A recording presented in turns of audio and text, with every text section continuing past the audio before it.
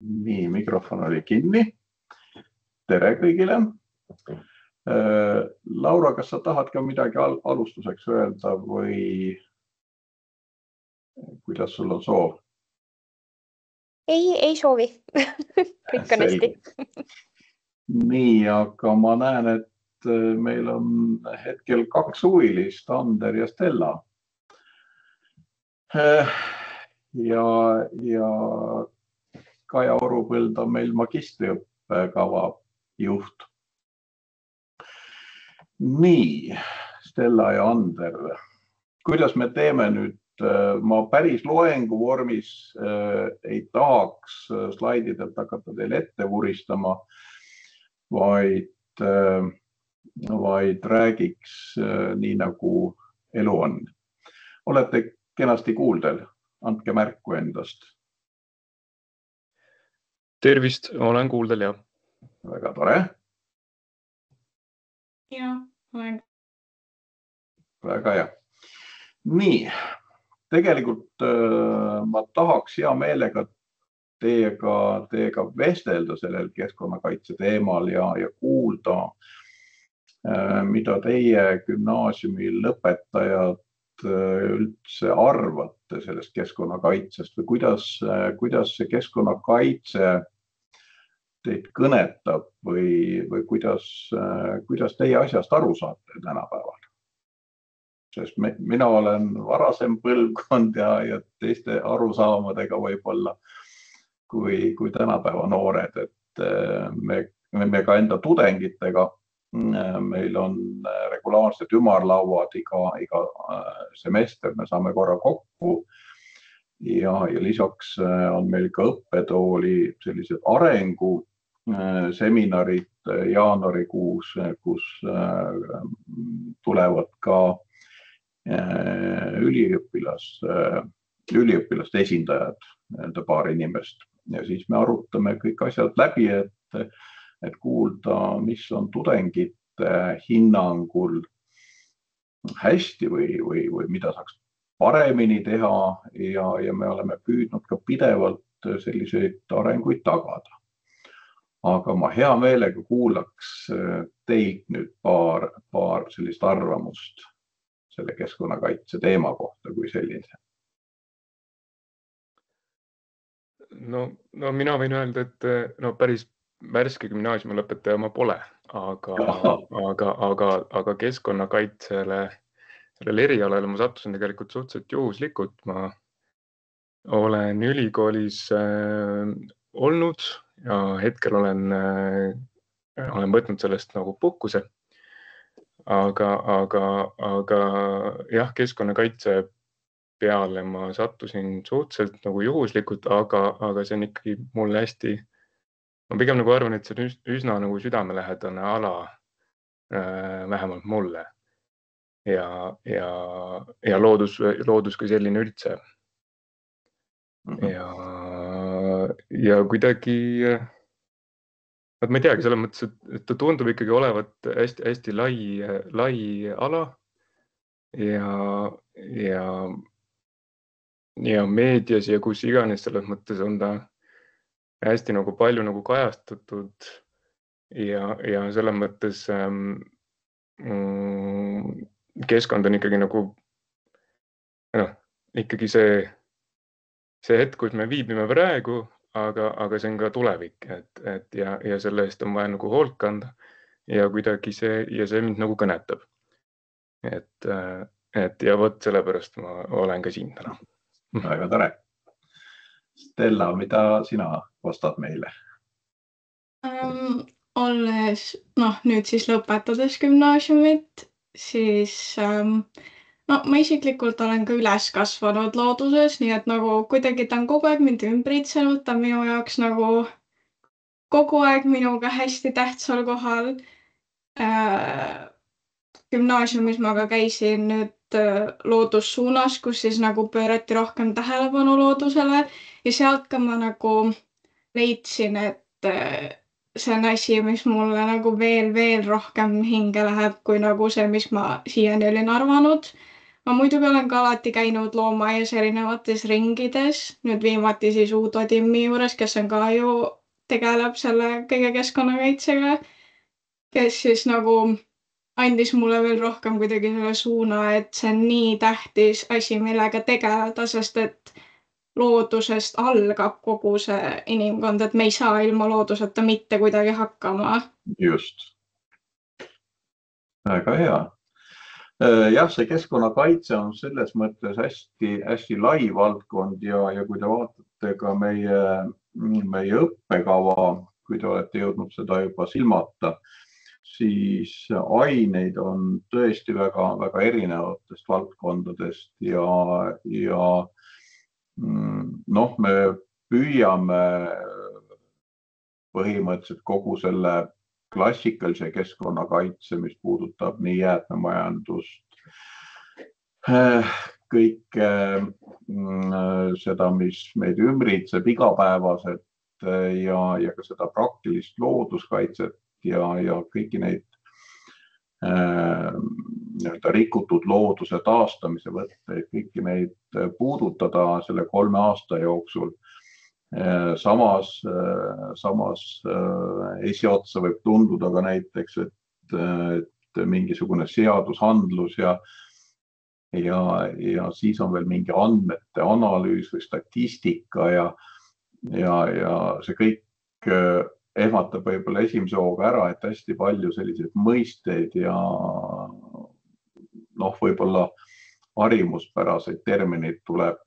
Aga see ongi pigem selline ettevalmistus, et kui me tudengid käivad ka erialapraktikatel, kas siis valdavalt on küll Keskkonnaamet või Kliimaministeerium või Keskkonnaagentuur olnud, siis seal nad reaalse eluga kokku puutudes, eriti need, kes käivad inspektoritega oma erialapraktikat ellu viimas keskkonnainspektoritega, siis nemad puutuvad selle seadusandluse ja selle tundmisega üks ühele kohe kokku ja pärast nad ütlevad, et päris hea oli, et natukenegi oli seda seadusandluse tutvustust loengutes ennem olemas. Et see andis aluse sellele, et üldse aru saada, mida nüüd tegema peab hakkama. Nii, aga meiega on ühinenud ka veel Leila. Ole hea, me siin rääkisime paar sõna keskkonnakaitsest või looduskaitsest, et kuidas see keskkonnakaitse eriala või looduskaitse sinule paistab? Oled sa äsja gümnaasiumi lõpetamas või oled sa varem lõpetanud juba?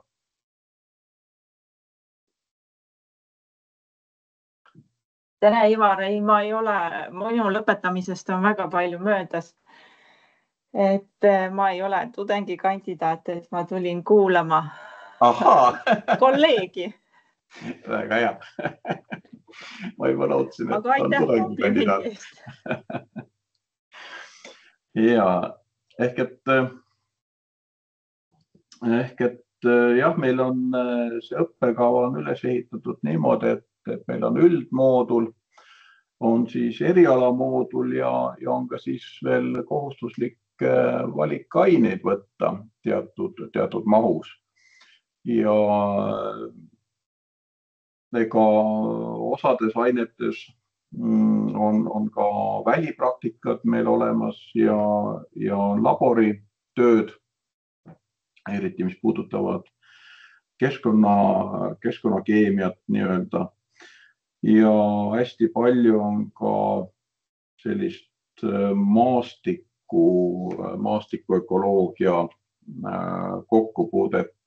Mina loen 3. kursusele näiteks keskkonnaökoloogia ainet ja tegelikult ma puudutan erinevatest aspektidest umbes, see on umbes 13-14 varem õpitud ainet. Ja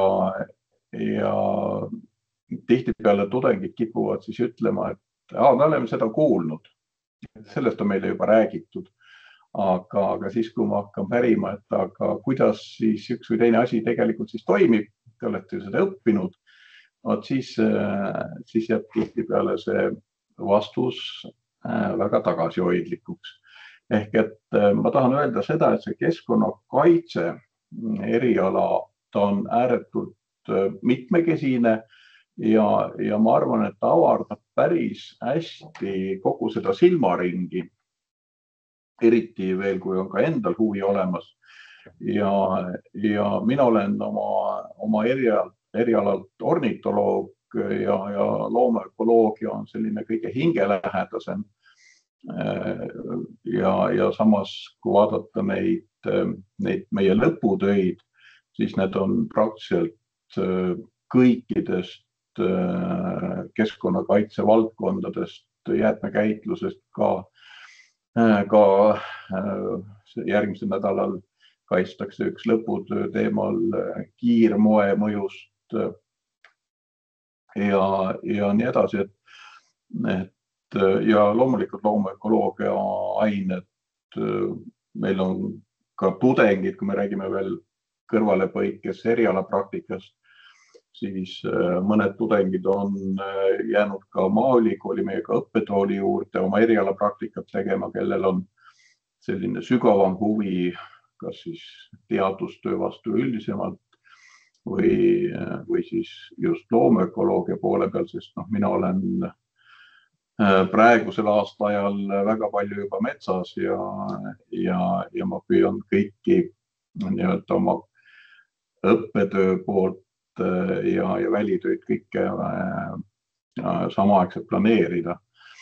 Aga jah, kas te tahate võib-olla küsida vahepeal selle eriala kohta veel, mis teid huvitab, sest ega avalduste esitamise aega nüüd algab 2. juunist ja 3. juulil kell 3 pannakse juba aeg lukku.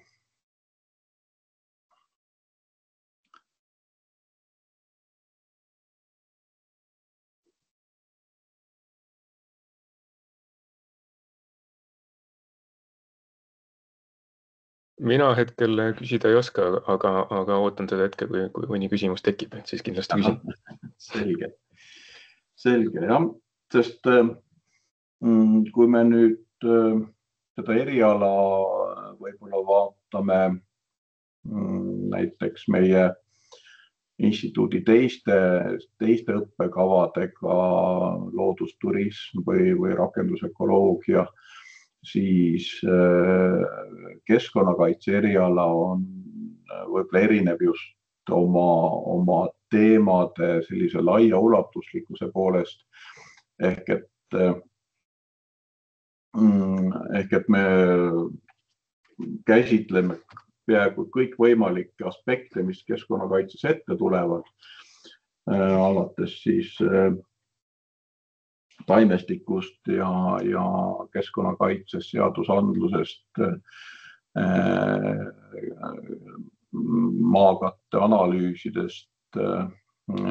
Samas Eesti biotoobid, loomastik, eks ole, ja tulevad ka keskkonnaõigus, saasteained keskkonnas, jäätmekäitlus, nii et ka keskkonnafüüsika, keskkonnaökonoomika, kõik sellised hästi kohati võib-olla keerulised ained, aga me tõepoolest proovime, et meie tudeng, kui ta lõpetab selle eriala ja ta läheb oma erialasele tööle, et oleks maksimaalselt võimalikult ettevalmistatud.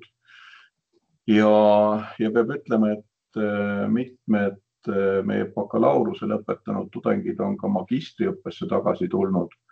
Nad on võib-olla valinud meie instituudis mõne teise eriala, aga just seda enda täiendamise osa pealt. Aga põhimõtteliselt jah, et meie tudeng peaks olema maksimaalselt ette valmistatud, et ta on valmis minema kas Keskkonnaametisse või Kliimaministeeriumi või ka Keskkonnaagentuuri ja valmis vastama inimeste kirjadele, ehk et hästi oluline on ka nii-öelda see psühholoogiline pool ja arusaam, ehk et keskkonnakaitse kui selline on ikkagi reaalne töö inimestega ja see tähendab, et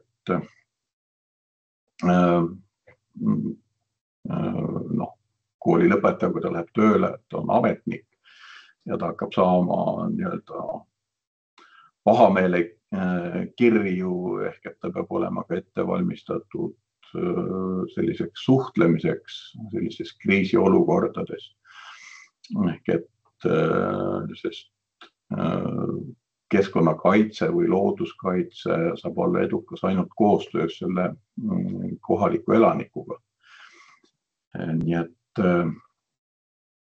see on see põhiraskus alati olnud ja mida ka vahest kurdetakse, et see ettevalmistus peaks olema veel tugevam ja parem, aga me püüame ka selles suunas vaikselt liikuda. Nii, ehk et mis veel võiks olla sellist olulist?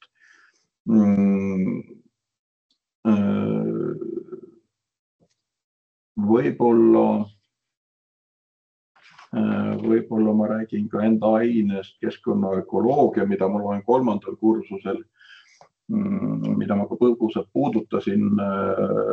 See on üks nendest ainetest, kus me puutume kokku, ma arvan, ka võib-olla mõned teised õppejõud juba räägivad nii-öelda tehisintelligentsi kasutusest, AI kasutusest. Ja mina räägin eeskätt sellest, kuidas on AI võimalik edukalt ära kasutada statistiliste ülesannete lahendamisel. Me räägime eeskätt R-keskkonnast ja kuidas siis AI ja näiteks R omavahel tööle panna. Aga jällegi selleks, et seal edukalt hakkama saada, siis peab endal ikkagi sellised baasteadmised olemas olema, et sest AI, nagu te teate, võib vahest valetada nagu teadagi kes, aga siis peab teda kõvasti suunama. Ehk et ja jõudumööda sõltuvad nüüd ka võib-olla ainetest, me püüame ka droonidega järjest rohkem kokku puutuda ja praktilist välitööd teha. Nii et sest ka näiteks keskkonnainspektorid oma välitöödel kasutavad järjest rohkem droone ja ka meie tudengid küsivad seda järjest rohkem. Nii et me püüame ajaga kaasas käia, kuulata, mida tudengid meile õppejõududele räägivad ja proovime siis omalt poolt seda eriala järjest mugavamaks teha. Meie viimased sellised mõtted on ka see, et võib-olla me peaksime kuidagi jagama või tegema süvaõpet nii pruunis pooles kui rohelises pooles, ehk et see klassikaline jäätmekäitlus või keskkonnahoid ja siis looduskaitse pool. Ehk et aga see on selline arengujärgus. Meie teise aasta tudengid peaksid nüüd enne jaani, kui me kokku saame ümarlauas, siis enda poolse nägemuse koostama, et milline oleks selline ideaalne keskkonnakaitse õppekava. Nii et me natukene nii-öelda visualiseerime ja natuke unistame ja siis proovime need reaalsustega kokku panna. Ehk et veel kord me püüame meie tudengitega hästi palju koostööd teha, kuulata neid ja sest nemad puutuvad kõigi nende õppejõududega kokku. Mina olen siin Maaülikoolis olnud võib-olla 5 aastat nüüd aktiivne kogu oma varasema elu olen olnud nii aktiivne praktilises looduskaitses, nii kohapeal looduskaitsealal, Noarootsis silmalooduskaitsealal kui ka hiljem Keskkonnaametis liigikaitse peaspetsialist ehk et vastutasin siis kogu liigikaitse korraldamise eest kogu Eestis, alates sitikatest, satikatest, lõpetades siis juba suurte loomadega ja olnud ka vabakutseline, nii et ma usun, et mu elukogemus on päris suur, et rääkida tudengitele reaalsest olukorrast, mis neid tööturul võib ees oodata. Nii, kas on vahepeal tekkinud mõni küsimus, repliik vahele? Ja, Laura? Sa võid natukene rääkida sellest, et millised võimalused on meil Eesti Maaülikoolis näiteks reisida läbi õppekavade, näiteks Erasmusega? Jah, meie tudengid on päris mitmel korral ka olnud välismaa ülikoolides vahetusüliõpilasena ja see tähendab, selle peab endale kohe teadvustama, et kuidas need ainete punktide ülekandmised toimuvad, sest üldiselt eeldatakse ikkagi, et õppekava meie ülikoolis on täidetud ja küsimus on selles alati, et kuidas nüüd seal välismaa ülikoolis õpitav nii-öelda kattub meie ülikoolis õpetatava teemadega ja aga ma endast kogemusest ja ka teiste tudengite kogemusest, kes on käinud, me igal juhul soovitame kasutada seda võimalust. See annab väga palju juurde eeskätt silmaringi ja kindlasti ka tutvuskonda laiendab päris oluliselt. Ja ka meil on nüüd praegu 3. kursusel üks tudeng lõpetamas, kes oli minu teada pool aastat oli ta välismaal, ma ei oskagi praegu ülikooli öelda, aga ta suutis edukalt Erasmuse programmi raames seal ülikoolis oma õppetöö lõpetada ja ta jõudis nüüd kenasti ka nii-öelda Maaülikooli programmi lõpetada.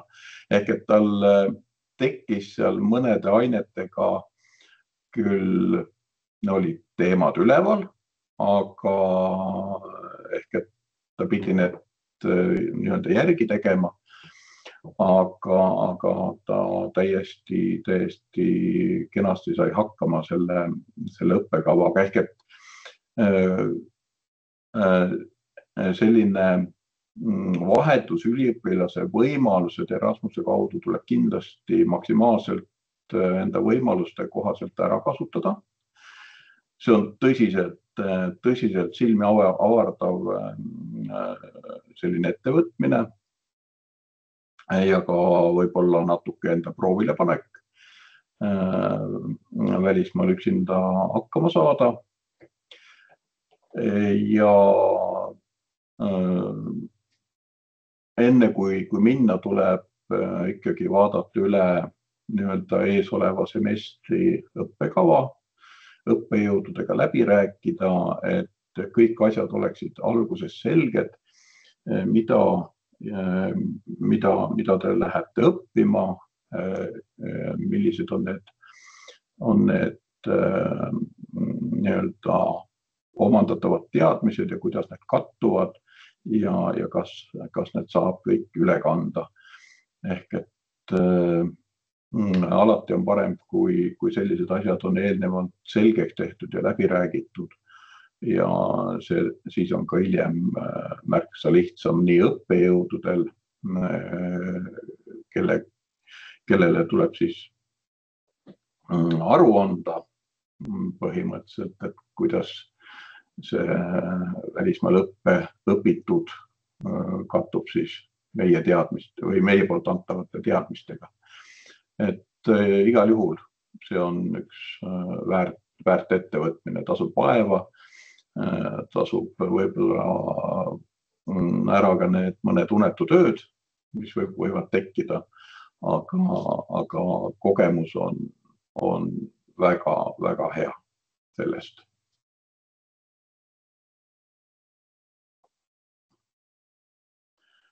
Nii. Stella, kas sul on tekkinud mõni mõte küsida tahad võib-olla või Ander?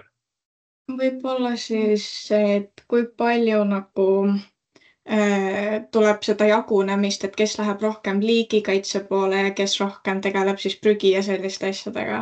Vaat hetkel, nagu ma ütlesin, see on meil selline arendus alles käimas ja kes meil praegu astuvad ülikooli, me sellist võimalust nii-öelda 2 spetsialiseerumist veel ei paku, aga küll on võimalik saada selliseid, mina puudutan näiteks ka keskkonnaökoloogia loengutes hästi palju loomaökoloogia poolt, ehk et kuidas keskkond ja loomastik või elustik on omavahel seotud, kui üks mõjutegur nii-öelda tekib, kuidas see hakkab mõjutama teist ja kolmandat astet. Nii et sellise loomaökoloogia poole ma küll nii-öelda püüan ära katta. Kui me räägime, jah, see on ikkagi, kuidas ma ütlen, kui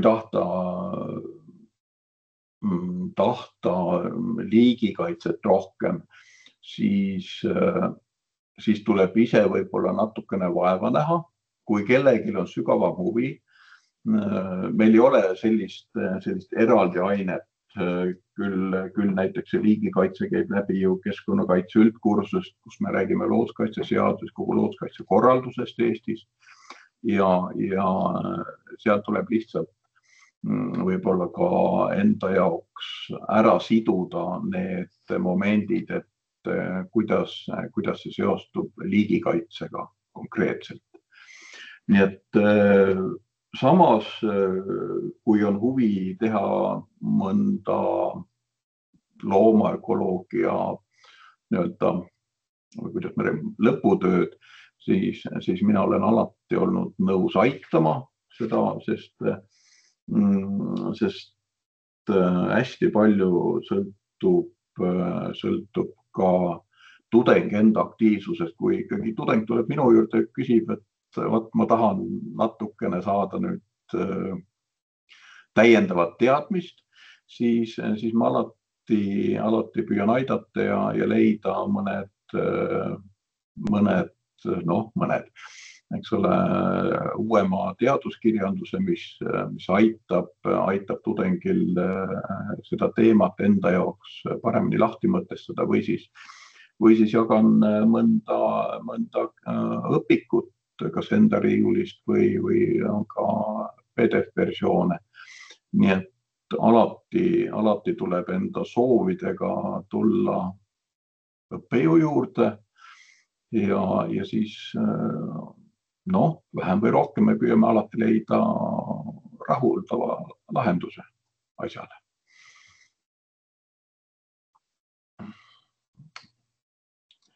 nii, aga veel midagi, sest meie aeg hakkab täis tiksuma juba.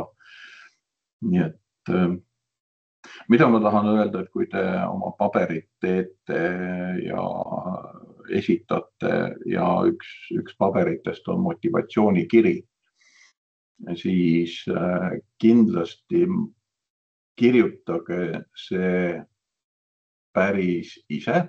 Ärge mingil juhul kasutage tehisintelligentsi, sest see paistab kaugele välja ja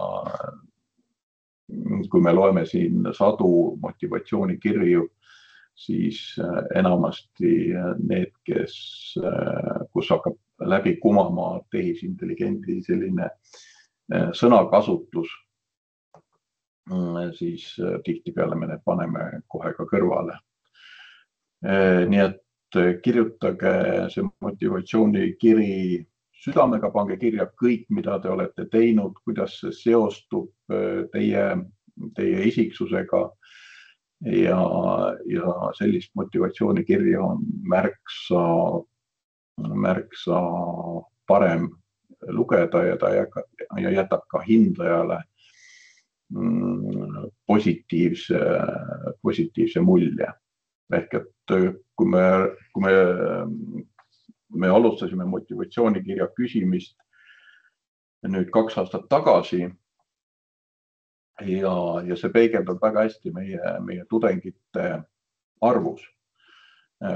kursusel. Ehk et kui me motivatsioonikirju ei küsinud, siis meil on 3. kursusele alles jäänud keskeltläbi umbes pooled, aga nüüd 2 kursust, mille sisseastumisel me küsisime motivatsioonikirju, siis välja langenuid on väga üksikud, kes ei ole nüüd õppetööga hakkama saanud või nad on lihtsalt eriala vahetanud. Nii et selline palve veel. Nii, aga minu aeg on nüüd täis saanud. Et juhul, kui teil tekib veel mõni selline lisaküsimus, siis Maaülikooli kodulehelt te leiate kindlasti minu emaili aadressi ja te võite alati julgesti kirjutada, küsida.